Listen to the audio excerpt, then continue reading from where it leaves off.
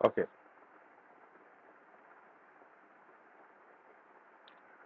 तो ये कोड हम लोग समझते हैं बेटा। तो ये तो खैर कमेंट्स है, इसको मैंने डिलीट कर दिया।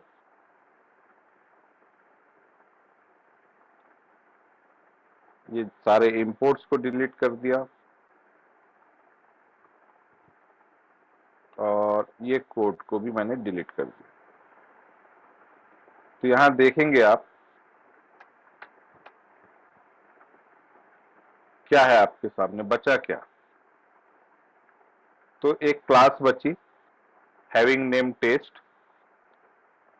It can extend either HTTP servlet और generic servlet, and it also can implement servlet interface. ठीक है, ओके। तो मैं वन बाय वन आपको बताते चलता हूं। सर्वलेट इंटरफेस को हम लोग इंप्लीमेंट करते हैं। इंप्लीमेंट सर्वलेट इंटरफेस,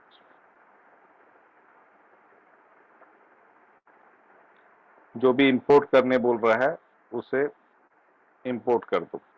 अब चूंकि ये इंटरफेस है तो ऑफ कोर्स ये बोलेगा कि इसकी सारी एब्स्ट्रैक्ट मेथड को इंप्लीमेंट कीजिए। तो इंपोर्ट क्या हो रहा है देख रहे हैं आप, इंपोर्ट जावा एक्स डॉट सर्वलेट। एडवांस जावा में एक्स यूज होता है, जावा एक्स डॉट सर्वलेट पैकेज है और उसके अंदर सर्वलेट नाम का इंटरफेस है। इसकी मेथड जो कि मैंने बताया था, इसमें 5 मेथड होती है, तो हम इसमें इंप्लीमेंट ऑल मेथड्स कर देते हैं। तो आप देखेंगे इसमें 5 मेथड्स आ गई, 1 2 3 4 एंड 5, जिसमें से 3 लाइफ साइकिल मेथड है। One is destroy, second one is service and third one is init. Servlet config और गेट सर्वलेट इन्फो ये नॉन लाइफ साइकिल मेथड है जो कि सर्वलेट इंटरफेस के अंदर रखी हुई है। ओके, तो जरूरी नहीं है कि आप HTTP सर्वलेट से ही इन्हें इनहेरिट करें। मैं बाकी कोई चेंजेस नहीं कर रहा हूं। अब इनिट मेथड में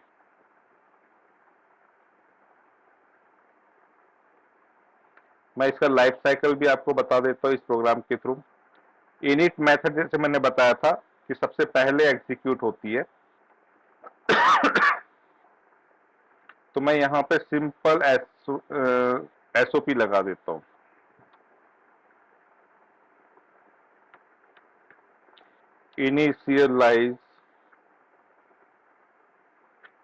इनिशियलाइजेशन,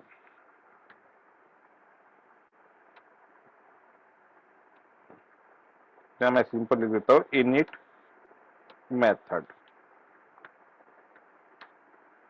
इनवोक।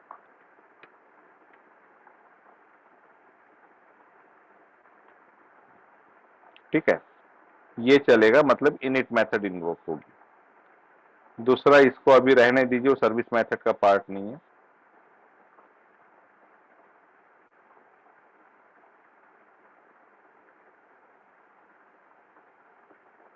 सर्विस मेथड में मैं फिर SOP लगा देता हूं, सर्विस मेथड इन्वोक और डिस्ट्रॉय मेथड।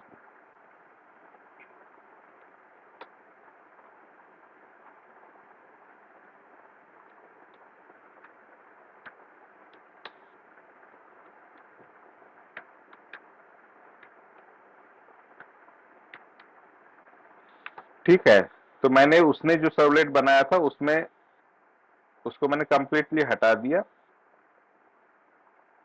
अपने हिसाब से काम किया सर्वलेट इंटरफेस को इनहेरिट करके। Okay, let's execute. अभी देखिए ब्राउजर पे कुछ भी डिस्प्ले नहीं होगा क्योंकि हम लोग SOP में लिख रहे हैं। तो SOP में जो भी लिखा रहता है वो कंसोल पे डिस्प्ले होता है। ठीक है, बाद में ब्राउजर पे डिस्प्ले करवाते हैं हम लोग चीजें। तो रन दिस फाइल, ओके।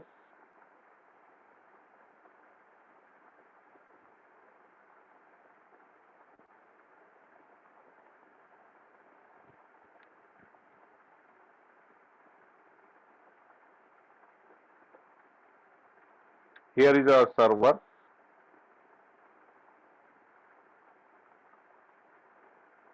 देखिए लाइफ साइकिल मेथड का एग्जीक्यूशन आप लोग।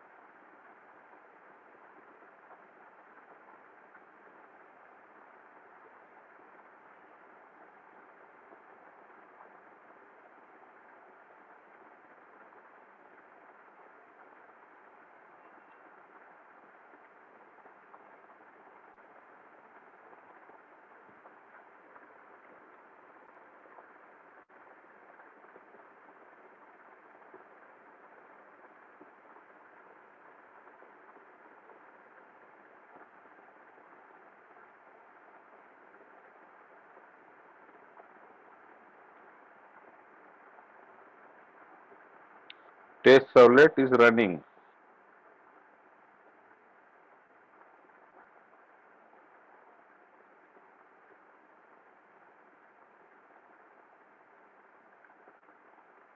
अभी भी इनिट मेथड नहीं चली है आपकी।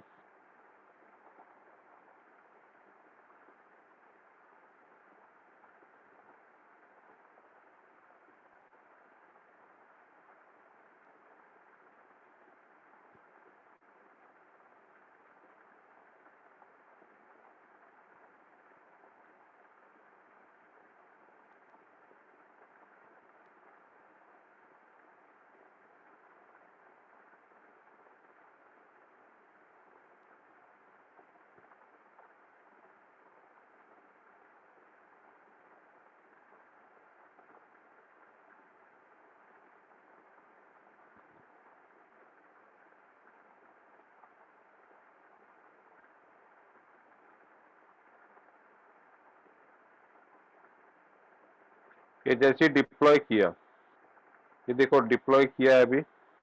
अब इसके बाद ये ब्राउजर ओपन हुआ। अब ऑफ कोर्स इसमें कुछ नहीं डिस्प्ले होगा, लेकिन ब्राउजर ओपन हुआ तो आप देखेंगे यहाँ पे आपकी इनिट मेथड, मतलब test servlet was successfully deployed in this much millisecond. और उसके बाद सबसे पहले उसने क्या चलाया, इनिट मेथड को इन्वोक कर दिया। ठीक है, फिर सर्विस मेथड को इन्वोक किया, फिर सर्विस मेथड को इन्वोक किया, क्योंकि मेरे ख्याल से मेरे से रिफ्रेश हो गया था। तो आप देख सकते हैं कि सर्विस मेथड अभी 2 बार इन्वोक हो चुकी है। अब मैं इसको सिंपल रिफ्रेश करता हूं, ये और एक बार, मतलब 2 बार मैंने रिफ्रेश कर दिया। तो देखिए सर्विस मेथड और 2 बार चल पड़ी। 2 बार पहले चली थी, 2 बार और चल पड़ी। एक बार और रिफ्रेश करता हूं, मतलब मैं रिक्वेस्ट, सेम रिक्वेस्ट भेज रहा हूं। तो देखिए ये एक बार और चल पड़ी। मतलब इनिट मेथड सिर्फ एक ही बार चली है। फिर अब हमारी जितनी भी रिक्वेस्ट रहेगी उस पर सर्विस मेथड ही इन्वोक होगी। ये चलते रहेगा, चलते रहेगा। कब तक? जब तक कि हम अपने सर्वर को, सर्वलेट को अनलोड नहीं करवाते सर्वर पे से किसी भी तरीके से। तो अभी यहाँ पे आपको डिस्प्ले करने के लिए ये मेरा सर्वर स्टार्टेड है। ठीक है, स्टार्ट है मतलब ये डिसेबल है। मैं इसको यहां से स्टॉप कर देता हूं। Stop the server, server shut down initialize, and look at over here.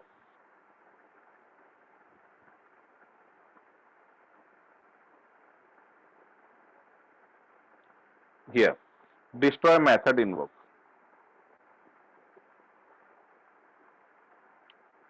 तो इस तरीके से आपकी डिस्ट्रॉय मेथड कॉल होगी। क्लियर है लाइफ साइकिल मेथड के बारे में? And here is your destroy method.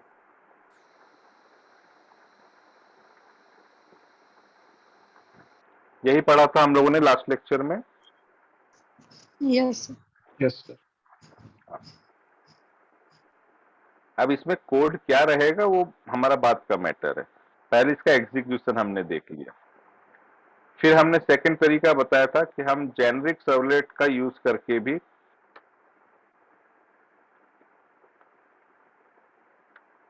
Generic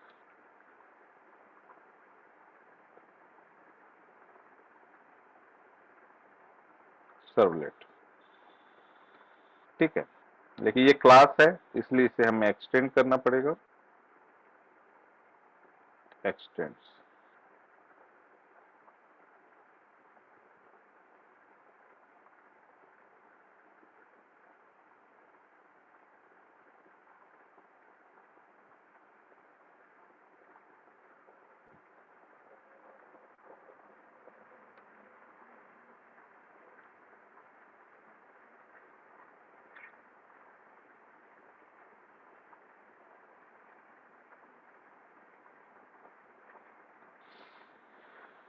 generic servlet, ठीक है। तो जेनेरिक सर्वलेट एब्स्ट्रैक्ट क्लास है जिसने सर्वलेट को इनहेरिट किया हुआ है। इसका मतलब इसकी सारी मेथड को ये यूज कर सकता है ना। इसमें आप देखेंगे कि मैं बाकी की मेथड को अगर कमेंट कर दूं, जैसे ये दोनों को, इनिट और सर्वलेट कॉन्फ़िग को, तो मुझे कोई एरर नहीं आ रही है। फिर मतलब सर्विस के अलावा मैं बाकी की मेथड को अगर कमेंट करता हूं तो मुझे कोई एरर नहीं आ रही है, ठीक है, नो एरर। लेकिन अगर मैं सिर्फ सर्विस मेथड को इन्वोक कर दूं, सॉरी कमेंट कर दूं, तो मुझे एरर आ गई।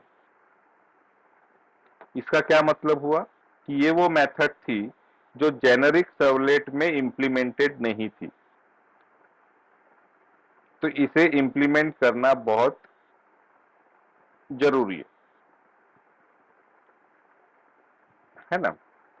तो इसलिए बाकी की मेथड, इसका मतलब ये हुआ कि आप लिखे या ना लिखे कोई फर्क नहीं पड़ता, लेकिन generic method, sorry service method तो आपको लिखना ही पड़ेगा if you are using generic servlet, ठीक है। और बाकी की रही तो कोई इशू नहीं है, वो तो पेरेंट से आ ही रही है। प्रोग्राम में कोई चेंज नहीं, सिर्फ मैंने यहां पे एक्सटेंड जेनेरिक सर्वलेट कर दिया है, ये वैसा ही काम करेगा।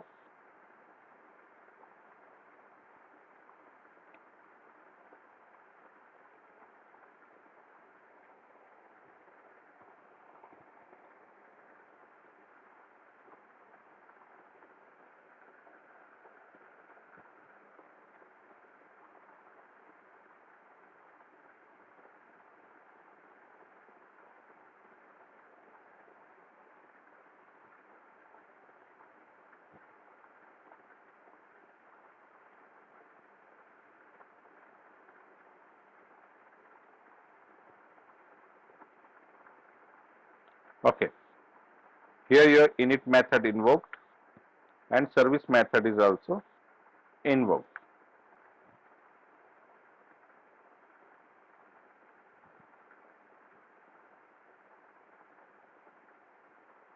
ये रिफ्रेश किया, ये second time service method invoke हुई। तो जितने बार मैं सर्विस में रिक्वेस्ट भेजूंगा तो मेरी सर्विस मेथड चलते रहेगी। ये मैंने स्टॉप किया, and here is our destroy method invoked, ठीक है, वर्किंग में कोई इशू नहीं है।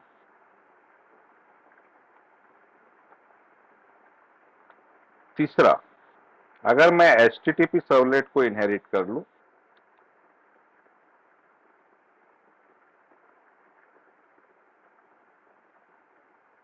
एक इंपोर्ट करना पड़ेगा।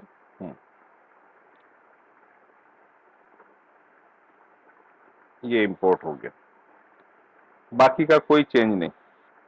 अब इसमें मैं सारी मेथड को भी कमेंट कर दूंगा तो मुझे कोई एरर नहीं आएगी,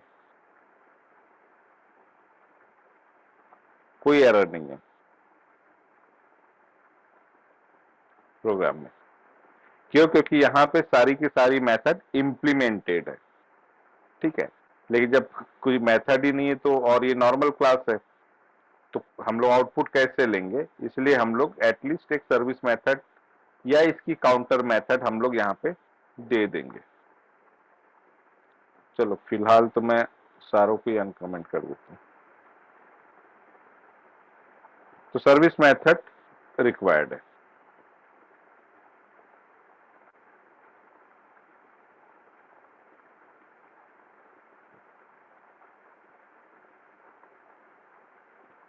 ध्यान रखना, अभी क्या किया है मैंने, HTTP सर्वलेट ने हायरार्की में सबसे लोअर लेवल का जो क्लास था उसको इनहेरिट कर लिया है।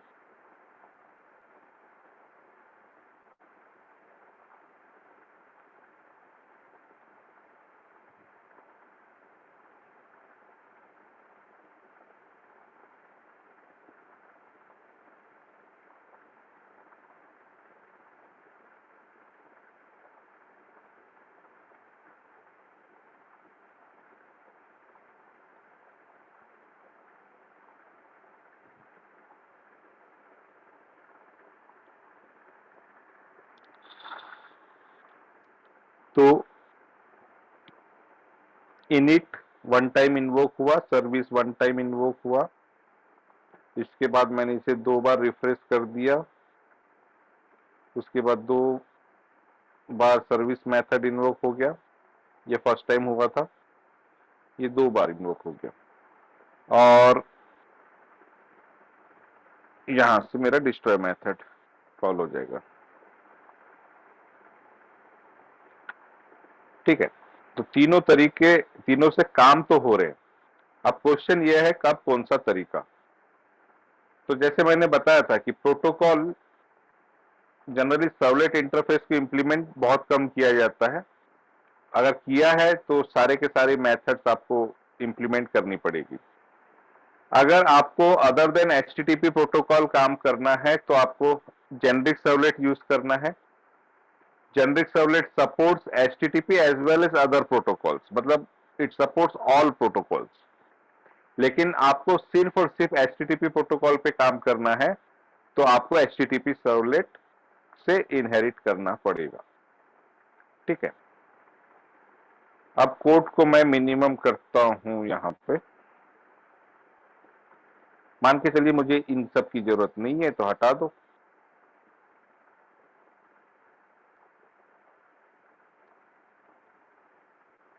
ओके, कोई प्रॉब्लम नहीं। ये यूजलेस इंपोर्ट हटा देता हूं। ओके,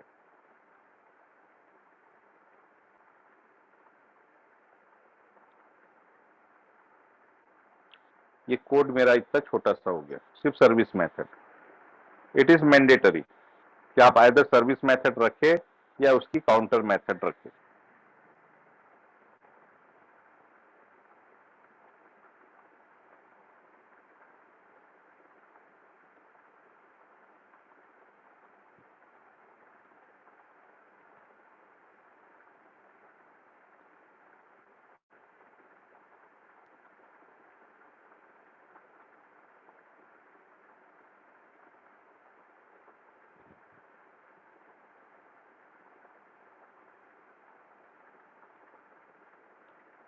अब हम लोग जो आउटपुट देख रहे हैं वो कंसोल पे देख रहे हैं, लेकिन ये काम तो है नहीं वेब का कि कंसोल पे काम देखना।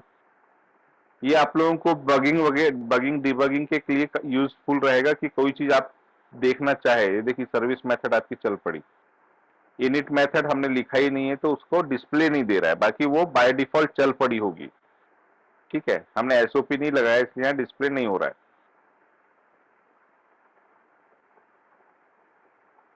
ये 3 बार मैंने रिफ्रेश कर दिया, ये देखिए 3 बार उसके बाद फिर से सर्विस मेथड चल पड़ी।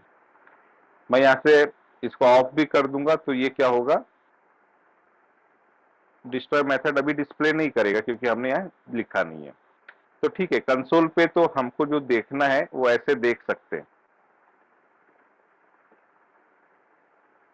लेकिन ब्राउजर पे अगर हमें चीजें देखनी है तो क्या,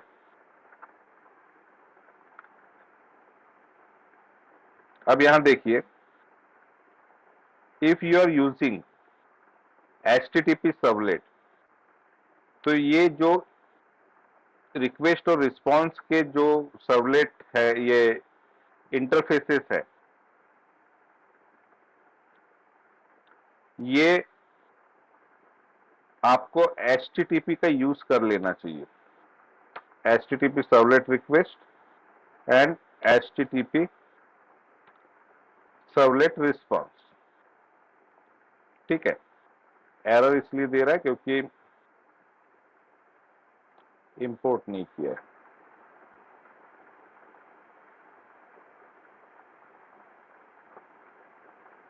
लैंग्वेज, तो अब ये दोनों की जरूरत नहीं। तो आपको पैकेज कौन सा यूज किया आपने, servlet dot HTTP dot HTTP servlet, HTTP dot HTTP servlet request और HTTP सर्वलेट रिस्पॉन्स।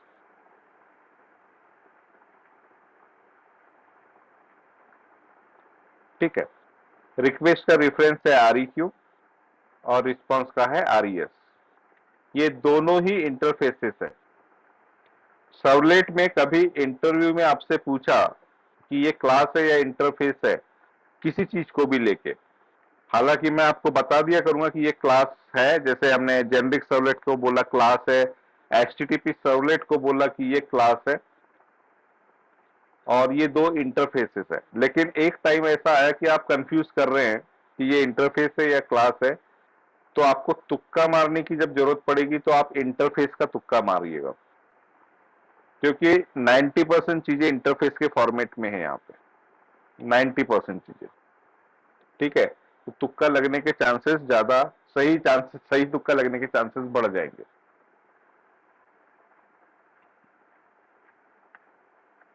ठीक है, एक बार मुंबई में एक कंपनी में गया था, तो वहां पे मेरे सीनियर ने मेरा इंटरव्यू लिया, तो उसने बोला कि सर्विस मेथड में कौन कौन सी क्लासेस हम लोग एज ए पैरामीटर पास करते। तो मैं बोला था कि sir, first of all they are not classes, they are interfaces and they are HTTP servlet request and HTTP servlet response. सिर्फ एक इस आंसर पे सामने वाले ने सेकंड क्वेश्चन ही नहीं किया था। मतलब इंटरव्यू में कुछ भी हो सकता है कि ये उसने या तो जानबूझ के बोला था मेरा नॉलेज चेक करने के लिए कि सर्विस मेथड में एज ए पैरामीटर कौन सी दो क्लासेस पास की जाती है, तो it is not class, it is interface. Okay, तो ये हो गया। अब इसके बाद हमको ब्राउजर पे चीजें डिस्प्ले करनी है ना, यानी कि system dot out dot println नहीं लगाना है। तो यहाँ पे क्या होता है, सबसे पहले हमें प्रिंट राइटर का क्लास बनाना पड़ेगा। हमको जो दो काम करने होते हैं वो दो काम मैं आपको बता रहा हूं। प्रिंट राइटर का हमको क्लास बनाना है। प्रिंट राइटर, उसका रेफरेंस ले लेंगे आउट। रेफरेंस आप कुछ भी ले सकते हैं, लेकिन मोस्टली हम लोग आउट ही लिखते हैं, मतलब एक प्रैक्टिस का पार्ट है, आउट ही फील आता है वो out. System dot out dot print L, तो वो सिस्टम डॉट आउट का ये आउट हो गया। प्रिंट राइटर का ऑब्जेक्ट बनाया,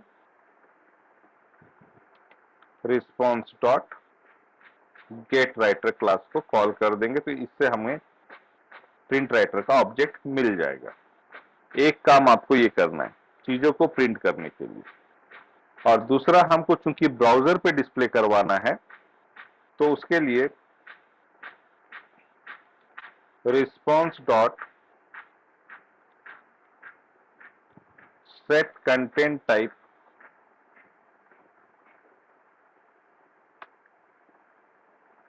हमको देना चाहिए, और ये बाय डिफॉल्ट होता है टेक्स्ट ऑब्लिक HTML, ऑब्लिक मतलब स्लैश HTML, टेक्स्ट HTML। ठीक है, मतलब ब्राउजर पे HTML फॉर्मेट में या टेक्स्ट फॉर्मेट में डाटा हमारा डिस्प्ले होगा। इमेज वगैरह डिस्प्ले करवानी है तो उसके लिए MIME टाइप होता है, वो हम लोग आगे देखेंगे। मोस्टली ये 2 लाइन आपको लिखनी पड़ेगी, 2-4 बार प्रैक्टिस करेंगे आपको आ जाएगा। ये 2 लाइन आपको लिखनी पड़ेगी। वैसे तो आपको मैंने बता ही दिया है कि आपको कोड कुछ भी हार्ड कोडेड करने की जरूरत नहीं, नेटबिन खुद ही बना देगा सर्वलेट आपके लिए। लेकिन फिर भी आपको पता होना चाहिए, बाकी का कोड भला ही चला जाए, लेकिन ये 2 लाइन आपके पास में रहनी चाहिए। और जस्ट मैं यहां पे लिख देता हूं out.println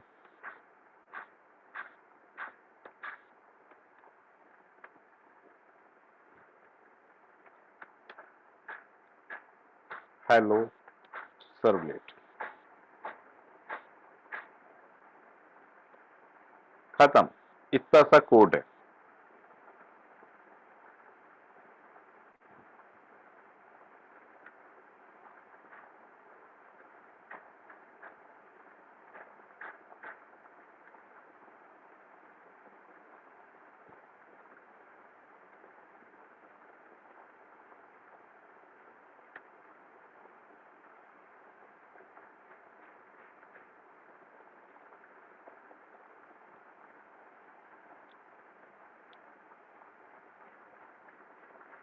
अब हम लोग ब्राउजर पे अपना डिस्प्ले देख सकते हैं हेलो सर्वलेट का।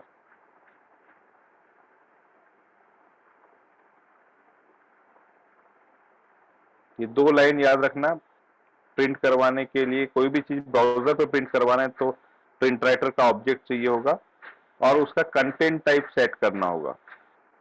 और ये दोनों ही रिस्पॉन्स HTTP सर्वलेट रिस्पॉन्स की मेथड्स है, response dot gate writer, response dot set content type.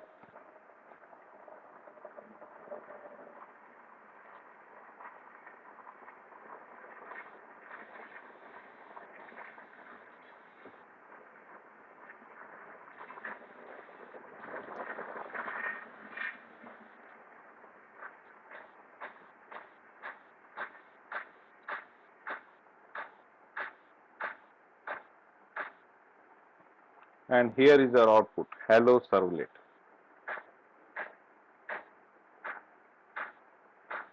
ठीक है,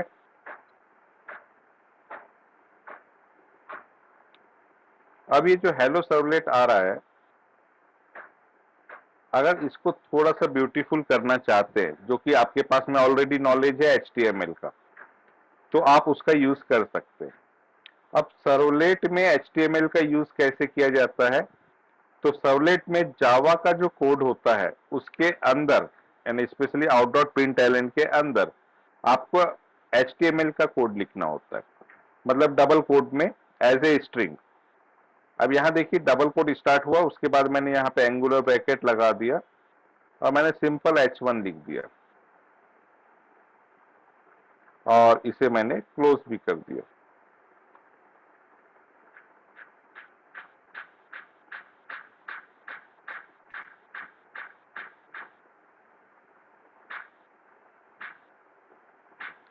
हेलो सर्वलेट में H1 अप्लाई हो गया।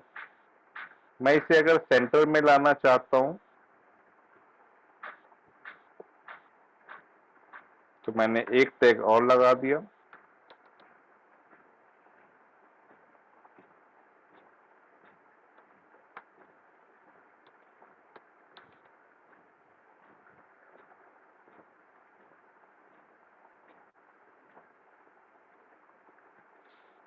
सेंटर में आ गया।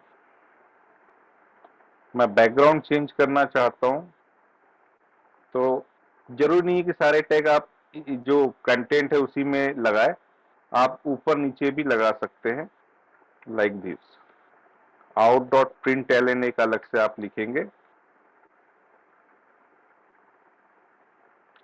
डबल कोट में आप बॉडी टैग लगा देंगे,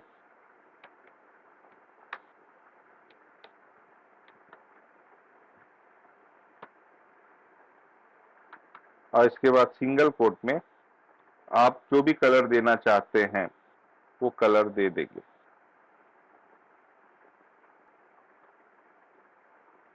फिर बॉडी टैग को क्लोज करने के लिए फिर से हम लोगों को out.println डबल कोट के अंदर बॉडी टैग को क्लोज कर देंगे।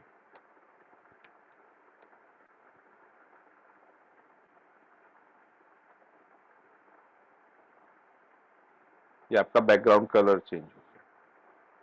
मतलब ऐसा आप सर्वलेट में भी, हालांकि ये इट इज नॉट रिकमेंडेड, ठीक है, उसके बहुत अच्छे अच्छे सॉल्यूशंस है, लेकिन आपके नॉलेज के लिए बता रहा हूं कि अगर आप कोई मिनिमम कुछ चीजें आपको ऐसा लगता है कि यार ये थोड़ी सी चीज के लिए हम क्यों अलग से CSS बनाए या ये काम करें या वो काम, ऐसी कभी सिचुएशन आती है तो आप विद इन सर्वलेट भी HTML के कोड इंसर्ट कर सकते हैं और अपने हिसाब की चीज डिस्प्ले दे सकते हैं। Got it? Yes, sir. Okay. अब जैसे मैंने बेटा ये दो चीज का थियरी मैं आप लोगों को भेज दूंगा कि what is the difference between generic servlet and HTTP servlet.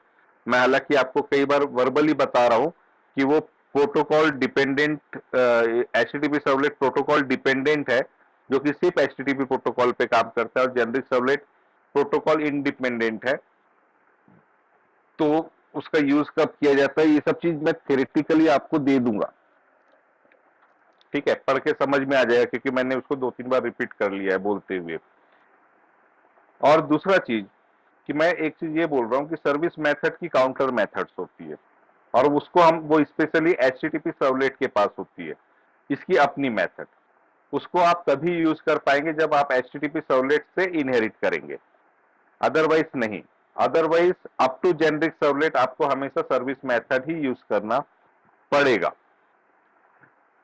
अब चूंकि HTTP सर्वलेट डिराइव्ड है जेनरिक की, तो ये खुद भी सर्विस मेथड को यूज कर सकता है, लेकिन इसके पास अपनी खुद की ज्यादा रिसोर्सफुल मेथड है, तो हम लोग उसको भी यूज कर सकते हैं, और वो मेथड है do get and do post. तो मैं क्या करता हूं ना, इसको रहने देता हूं यहां पे कमेंट करके आप लोगों के रेफरेंस के लिए, और यहां पेस्ट कर देता हूं। सिर्फ सर्विस की जगह मैं क्या लिख रहा हूं, डू गेट, कोई चेंज नहीं, मेथड का नाम चेंज कर दिया। तो डू गेट और डू पोस्ट मेथड जो है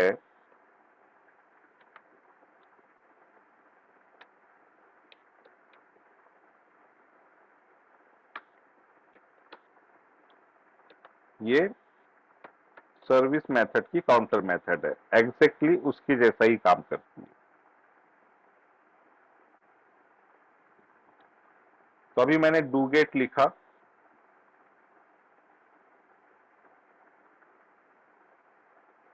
और मैं इसे चलाता हूं,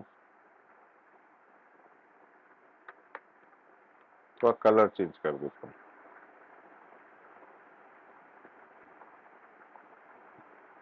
तो देखिए पिंक कलर किया, मेरी डू गेट मेथड भी चल पड़ी, वैसे ही काम कर रही है ना। Do get method do post method एक जैसे ही काम करती है, लेकिन अगर मैंने डू गेट को डू पोस्ट कर दिया, देखो एरर कुछ भी नहीं आएगी यहां पे, लेकिन यहां एरर आएगी, क्योंकि post method is not call back method. Service method हो गया, init method, service method, destroy method and do get method is also call back method. मतलब ये अपने आप कॉल हो जाती है, उसकी प्रीवियस मेथड का जैसे एग्जीक्यूशन होता है वो खुद को कॉल कर लेता है, यानी call back method like our main method है ना। मेन मेथड को हमको एक्सप्लिसिटली कॉल नहीं करना पड़ता, वैसे इन मेथड को भी कॉल नहीं करना पड़ता। But do post method is not call back method, इसको ये अपने आप कॉल नहीं होती। अगर आप ऐसा लिख देंगे तो बोलेंगे आपका प्रोग्राम चल पड़ेगा, तो इट इज नॉट पॉसिबल। ठीक है, तो इसको कॉल करने के दो तरीके हैं। या तो आप फ्रंट एंड पे HTML के थ्रू कॉल करें। आपने HTML में फॉर्म बनाना देखा है? Yes sir. हाँ, तो वहां पे एक एट्रीब्यूट होता है मेथड इक्वल टू गेट या मेथड इक्वल टू पोस्ट, है ना। फॉर्म फॉर्म टैग का एक एट्रीब्यूट है मेथड। याद आ रहा है सबको?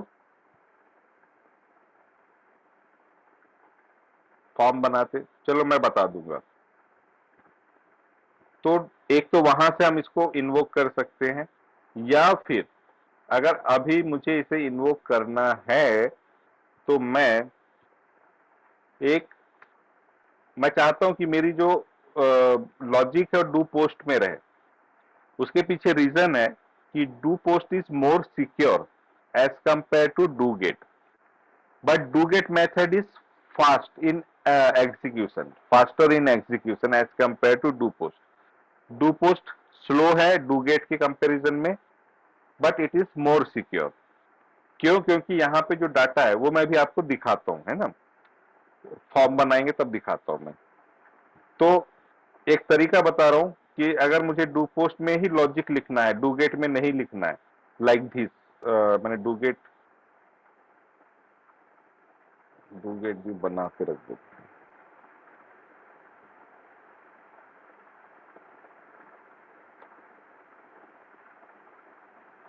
ये अकेले ये डू गेट के अंदर लॉजिक लिखा हुआ है, मान के चलिए।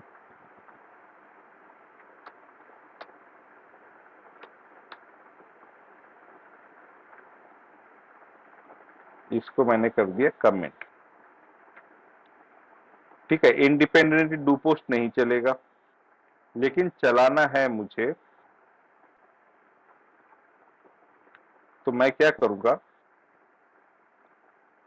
एक डमी डू गेट मेथड बनाऊंगा।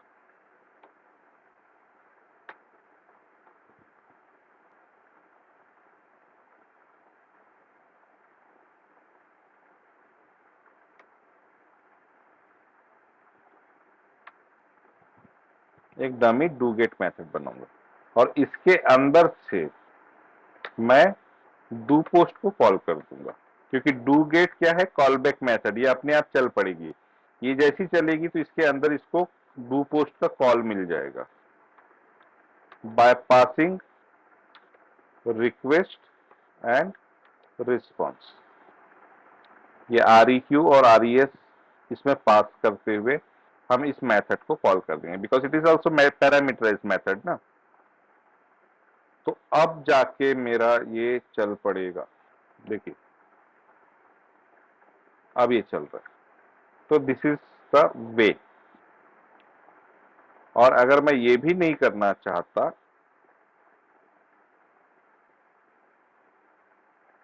देखो अभी तो एरर दिखा देगा। तो मेरे पास है फिर HTML। इसने एक HTML बनाया था, index.html।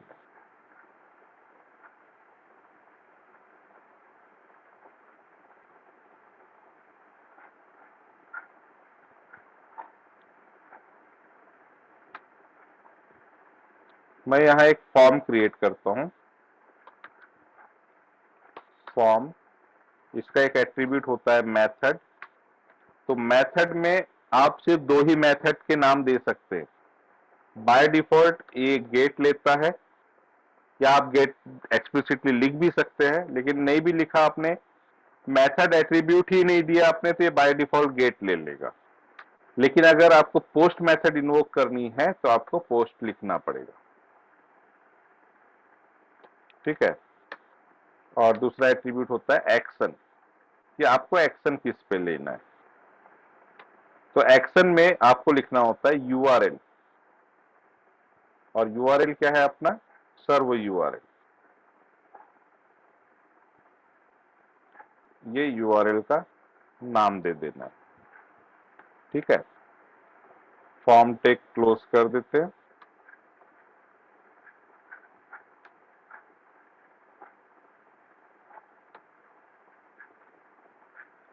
और यहाँ एक बटन दे देते हैं,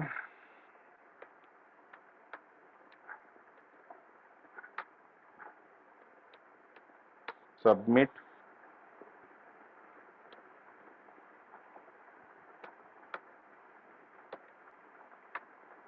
वैल्यू,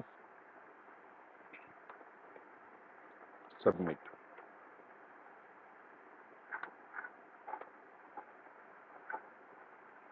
ठीक है, अब मैं डायरेक्टली सर्वलेट नहीं चलाऊंगा, यहाँ डू पोस्ट है, ये तो चलेगा नहीं, मैं चलाऊंगा HTML।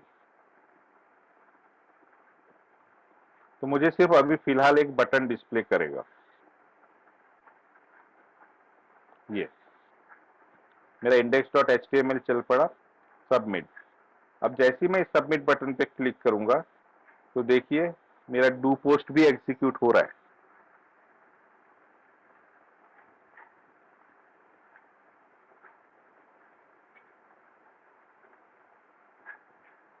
Right?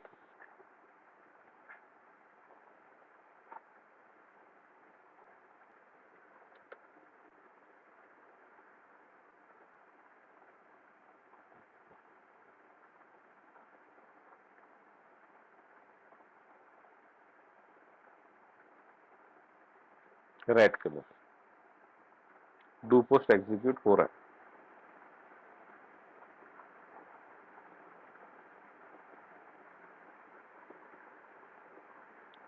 You getting my point?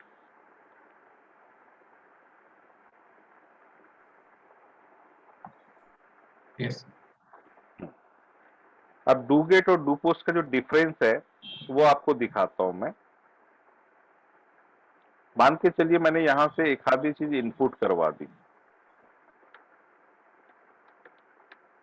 Enter name,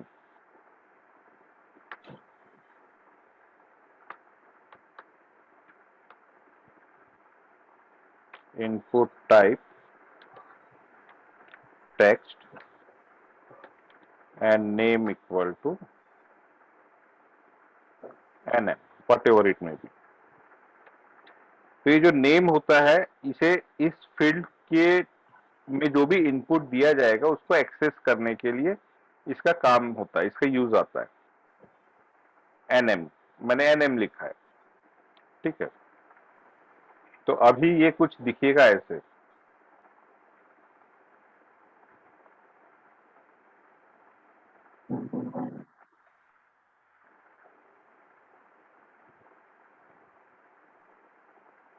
like this, enter name, यहाँ इनपुट करेंगे और सबमिट करेंगे। अब ये सब तो आपने कर रखा है। अब इस डेटा को जो भी लिखा जाएगा उस डेटा को मुझे अपने सर्वर पे लेके जाना है, and we are using do post, ठीक है। तो मैं यहाँ पे डेटा जो भी होगा वो स्ट्रिंग फॉर्मेट में होगा, तो मैं यहाँ ले लेता हूँ एक string name equal to request dot get parameter. ये मेथड के बारे में मैं डिटेल और भी बताने वाला हूँ, और यहाँ पे हम लोग लिख देंगे nm, जो लिखा है वहां नेम इक्वल टू nm लिखा है ना, वही nm लिखेंगे।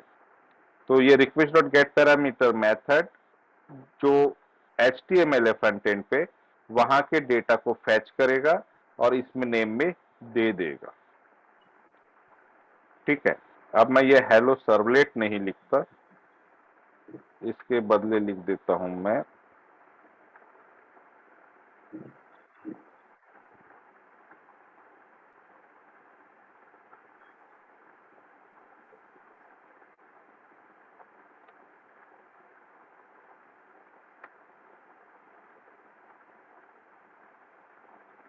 सॉरी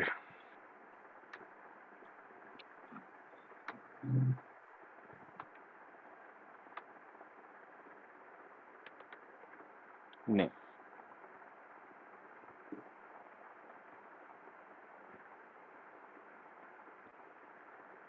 ठीक है। अब थोड़ा डायनामिक पार्ट, बट ध्यान दो मेथड कौन सी यूज हो रही है, डू पोस्ट, है ना। यहाँ पे आपको इसका डिफरेंस समझ में आएगा डू गेट और डू पोस्ट का। तो डू पोस्ट हो रही है। अब मैं यहाँ पे एक नाम दे देता हूँ अनूप, और सबमिट किया, सो हेलो अनूप। राइट। तो देखिए इसने नाम फेच कर लिया है, लेकिन ये नाम को ये यूआरएल पे कहीं भी डिस्प्ले नहीं कर रहा है।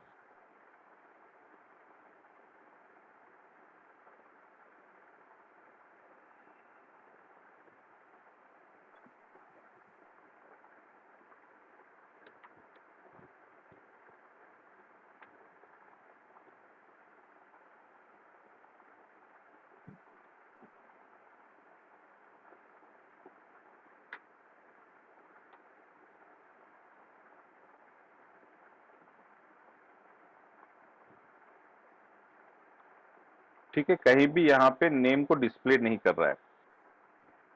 ये हो रहा है डू गेट की वजह से, डू पोस्ट की वजह से। लेकिन अगर मैंने डू गेट मेथड यूज कर लिया,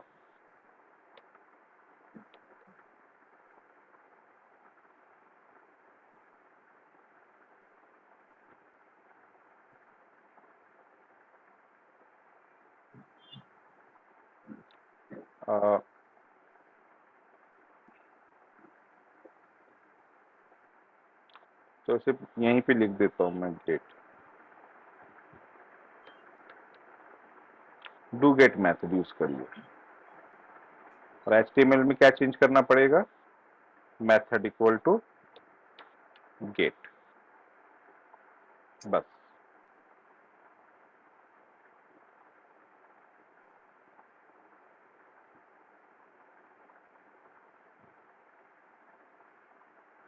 मैं फिर से अनूप दे रहा हूं, काम वैसे ही कर रहा है, लेकिन अब यूआरएल देखिए आपका,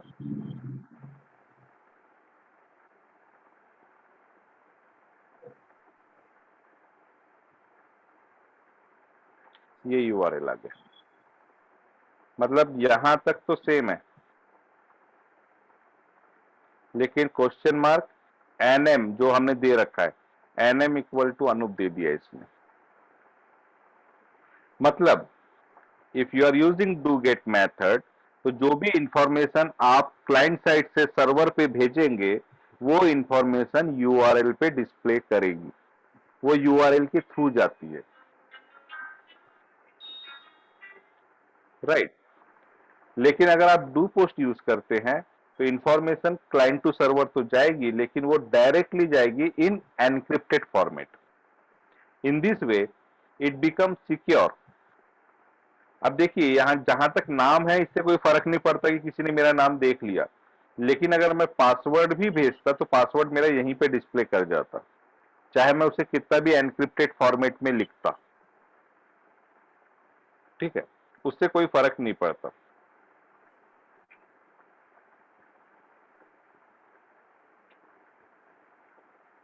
मैं अपना नाम को भी एनक्रिप्टेड फॉर्मेट में दूं, तो टाइप मैंने पासवर्ड कर दिया,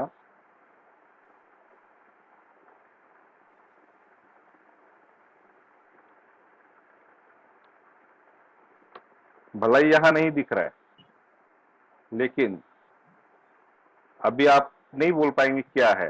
लेकिन जैसे ही मैंने सबमिट कर दिया, तो आप यहाँ यूआरएल से देख के बता सकते हैं कि मैंने क्या लिखा था।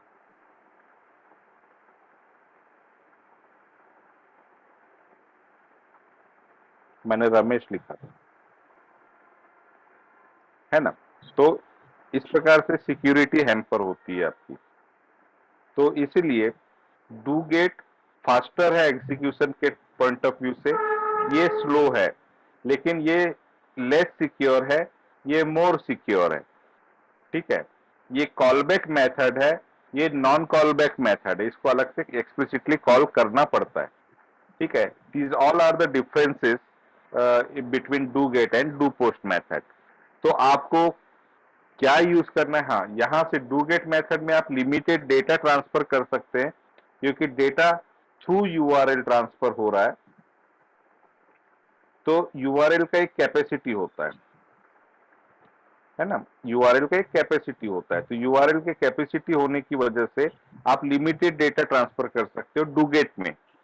लेकिन अगर आप डू पोस्ट यूज करते हो, तो unlimited data can be transfer. from client side to server side. These are certain differences between do get and do post.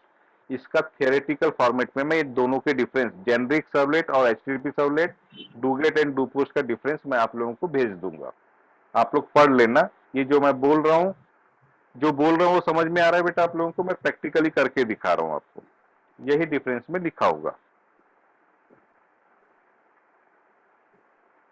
समझ रहा है? डू गेट मेथड में Yeah. यूआरएल के थ्रू इंफॉर्मेशन जाती है। Yes, sir. Okay, Yes, sir.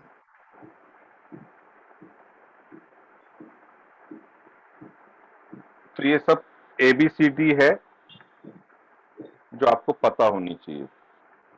मर्जी आप कोई भी मेथड यूज करो, कोई फर्क नहीं पड़ता, एक्सेस मिलता है। ओके,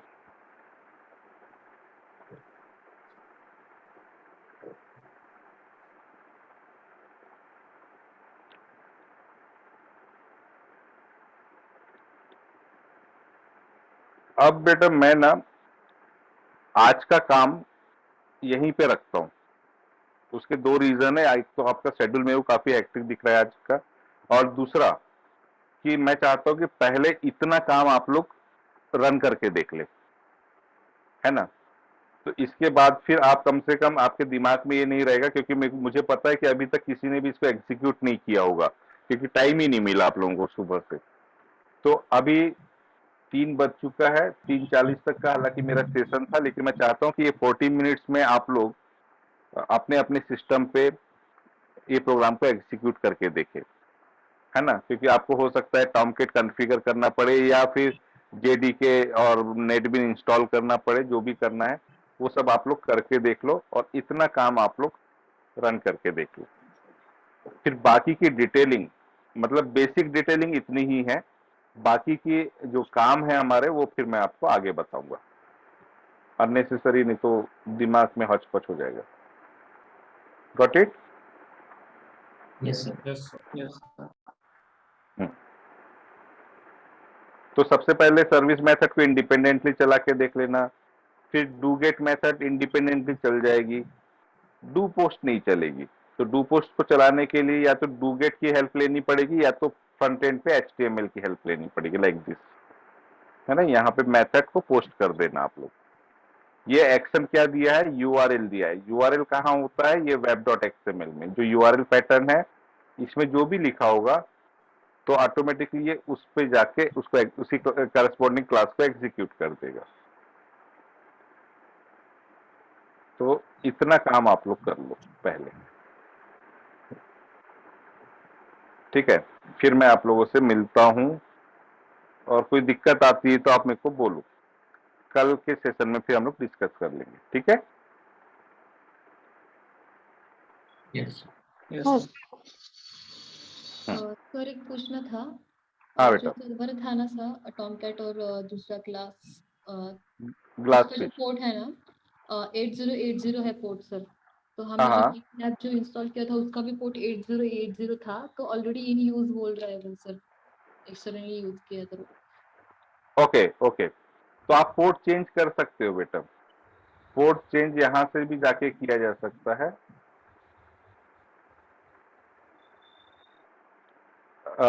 जब आप इंस्टॉल करोगे उस समय भी पोर्ट पूछेगा वो, तो उसी समय आप चेंज करके दे देना।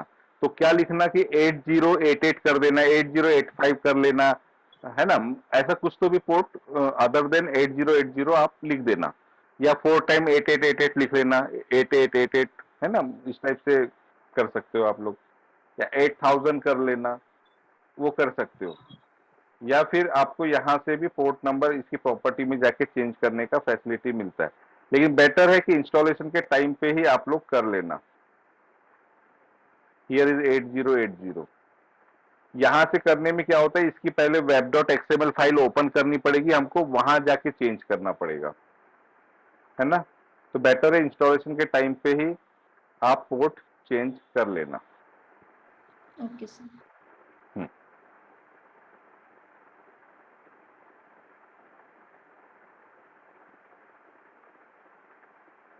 टॉमकेट में आसानी से हो जाता है। अब देखो यहाँ इसका पोर्ट मैंने 8084 रखा हूँ टॉमकेट का, ग्लास फिश का 8080 रखा हूँ, ये सेम नहीं रखेंगे, कन्फ्लिक्ट करता है ये, है ना, वो कर लेना आप लोग।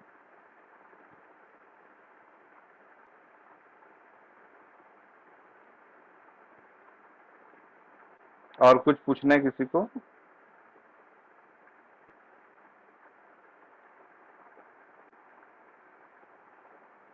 आप लोग कर लो, अदरवाइज कल की लैब में क्योंकि अभी आपने किया नहीं है ना, तो मैं करके भी दिखाऊंगा तो क्या होगा, आप लोग पहले खुद से कर लो, अदरवाइज फिर कल की लैब में मैं आपको आपकी प्रॉब्लम सॉल्व कर दूंगा जो भी रहेगी, ठीक है। सर और ये 2 सर्वर है ना सर, यहाँ से वो मतलब कोई एक सर्वर चाहिए तो सेलेक्ट कैसे करना है, मतलब अभी ग्लास फिश ऑटोमेटिकली चल रहा होगा तो अपाचे टॉमकैट कैसे सेलेक्ट करें? यहाँ से, है ना, तो अब जैसे नहीं ग्लास फिश, देखो दूसरा सर्वर क्यों चाहिए होगा अगर पहला चल रहा है तो, अगर आपको लगता है कि नहीं यार मुझे सर्वर दूसरे सर्वर पे ही काम करना है, तो मैं इस पे जाऊंगा, राइट क्लिक करूंगा अपने प्रोजेक्ट पे राइट क्लिक करने के बाद प्रॉपर्टीज में जाऊंगा और यहाँ पे जाके रन पे जाऊंगा और यहाँ देखिए ये ग्लास फिश सर्वर है, तो यहाँ से मैं इसको टॉमकेट कर दूंगा कि भैया ये प्रोजेक्ट मेरे टॉमकेट पे चले, समझ रहे हैं आप, यहाँ से चेंज कर सकते हो। Okay sir.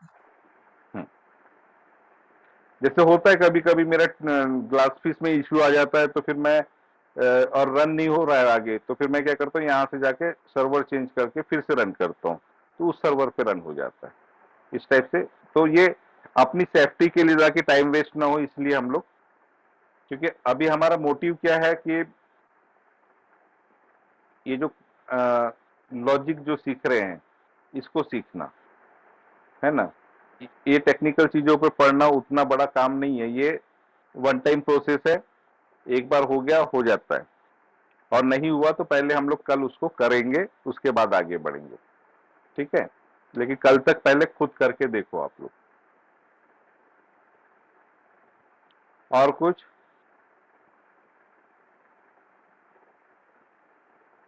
सर ये नेटबिन्स हमने कोर जावा के लिए 13.0 लिया था, तो उसमें सर्वर दिखा रहा है लेकिन उसमें ये नहीं आ रहा है, ये अपाचे टॉमकैट और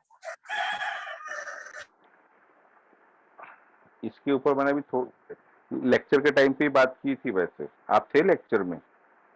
सर थोड़ा लेट ज्वाइन हुआ था, 10 मिनट। हाँ, तो मैं यही बोल रहा हूँ कि वहां से ऐड करने का फैसिलिटी होता है जब आप प्रोजेक्ट बनाते हैं, तो लेकिन उसके लिए पहले आपको टॉमकेट और ग्लासफिश मैनुअली डाउनलोड करके इंस्टॉल करना पड़ेगा, उसके बाद आप उसको ऐड करते हैं, है ओके ना, सर, ओके बस। सिस्टम। हाँ, एक मिनट सुन लो अभी भी बात, उसके उसमें बाद में टॉमकेट और ग्लासफिश भी प्रॉपर मतलब वर्जन का होना चाहिए आपके नेटबिन के। ओके आपने कोई भी कर लिया ऐसा नहीं, वहां बकायदा गूगल पे पूछना कि नेटबिन 13 के लिए कौन सा, और जेडीके का वर्जन डाल देना, उस वर्जन के लिए टॉमकेट बताओ, तो वो गूगल आपको हेल्प करेगा। लेकिन मैंने 1 पॉइंट सॉल्यूशन बताया है इसका कि आप जेडीके 8 और नेटबिन 8 भी अपने इसमें डाल दो, और नेटबिन जैसे ही इंस्टॉल करोगे तो वो बाय डिफॉल्ट ग्लासफिश खुद से करता है, ग्लासफिश को इंस्टॉल करने की जरूरत नहीं पड़ती, वो खुद से करता है, इंटरनेट चालू रखना बस। और दूसरा, जब आप उसको इंस्टॉल करते रहोगे नेटबिन को, तो एक आता है कस्टमाइज लिखा हुआ कि कस्टमाइज इंस्टॉलेशन, उस पर क्लिक करना, वहां पे टॉमकेट भी रहता है कि बोलता है कि आपको टॉमकेट भी चाहिए क्या, तो सिर्फ उसको चेक, उसके आगे जो चेक बॉक्स रहता है ना उसको चेक कर लेना, सिलेक्ट कर लेना, तो आपको ग्लास पीस भी दे देगा और टॉमकेट भी दे देगा, जैसे मेरे सिस्टम में दिख रहा है आप लोगों को, दोनों सर्वर आ जाएंगे। ओके सर, और ओके हाँ, और ऑटोमेटिकली वो तुम्हारा क्या बोलते हैं उसका पोर्ट भी चेंज कर देगा, ओके सर, ठीक है सर, थैंक यू। है ना। ओके, चलो इतना कर लो बेटा, फिर बाकी की बातें काम के बाद, पहले काम तो करो, है ना, ठीक है। ये फाइल मैं शेयर कर रहा हूँ आप लोगों से। और कुछ पूछना है किसी को? सर वो जो ऑथेंटिकेशन आता है